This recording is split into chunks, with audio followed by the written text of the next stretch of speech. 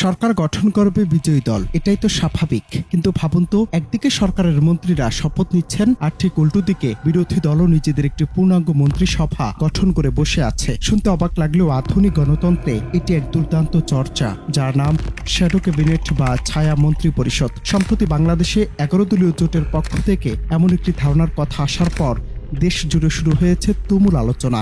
কিন্তু প্রশ্ন হলো, এই ছায়া মন্ত্রী পরিষদ আসলে কি? এটি কি কেবলই নাম সর্বস্ব কোনো কমিটি, নাকি রাষ্ট্র পরিচালনায় সরকারকে চ্যালেঞ্জ জানানোর এক শক্তিশালী অস্ত্র? এই ব্যবস্থার গোড়াপতন হয়েছিল ব্রিটিশ রাজনীতিতে।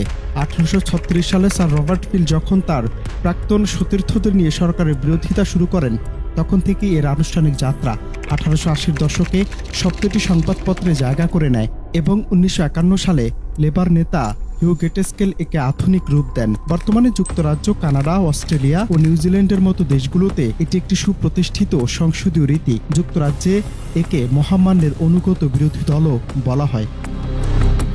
ছায়া মন্ত্রী পরিষদের মূল কাজ হলো বর্তমান সরকারের প্রতিটি মন্ত্রীর কাজের উপর ছায়ার মতো লেগে থাকা। ধরুন, বর্তমান সরকারের স্বরাষ্ট্রমন্ত্রী বিদেশ থেকে অস্ত্র কেনার সিদ্ধান্ত নিলেন, ঠিক তখনই ছায়া স্বরাষ্ট্রমন্ত্রী বিশ্লেষণ করে দেখবেন সে অস্ত্রের দাম ও মান ঠিক আছে কিনা। যদি কোনো দুর্নীতি বা অপচয় হয়, তবে তারা বিকল্প প্রস্তাব নিয়ে জনগণের সামনে হাজির হবেন। এমনকি অনেক দেশে সরকার যখন বাজেট পেশ করে, ছায়া মন্ত্রিসভা তখন পাল্টা একটি বিকল্প বাজেট দিয়ে বুঝিয়ে দেয় যে তারা ক্ষমতায় থাকলে দেশ আরও কত ভালোভাবে পরিচালনা করতে পারত।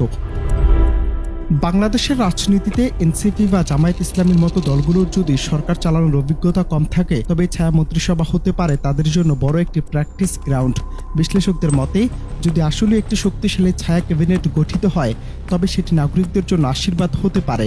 এতে কোনো কারণে ইমার্জেন্সি পরিস্থিতিতে সরকারের পতন ঘটলে বিরোধী দল আগে থেকে প্রস্তুত থাকবে দেশ পরিচালনার জন্য। আবার অনেকের মতে, বাংলাদেশের রাজনৈতিক প্রেক্ষাপটে এটি অপ্রয়োজনীয় একটি বিষয়, যার সঠিক বাস্তবায়ন শতভাগ সম্ভব নয়। অনন্ত হাসান মাসুদ, বাংলা টিভি।